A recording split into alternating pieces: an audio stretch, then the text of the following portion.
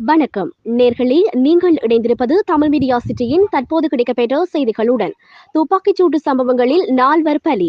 இன்று அதிகாலை இடம்பெற்ற துப்பாக்கிச்சூட்டு சம்பவங்களில் 2 போலீஸ் உத்தியோகத்தர்களும் 2 பெண்களும் உயிரிழந்தனர். அம்பாறை நாமலோயா பகுதியில் உள்ள வீடொன்றில் வைத்து அதிகாலை 2:45 மணியளவில் போலீஸ் உத்தியோகத்தர் ஒருவர் சுட்டுக் கொல்லப்பட்டதாக போலீசார் தெரிவித்தனர்.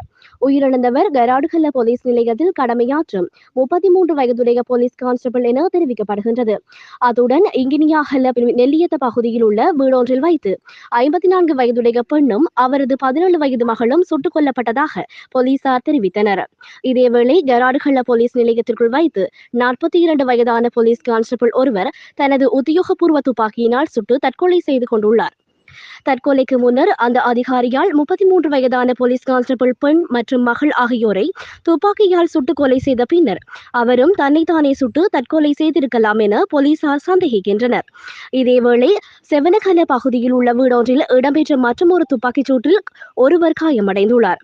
மோட்டார் சைக்கிளில் வந்த நபர் ஒருவரே துப்பாக்கிச் சூட்டை நடத்தியுள்ளதாக போலீசார் தெரிவிக்கின்றனர்.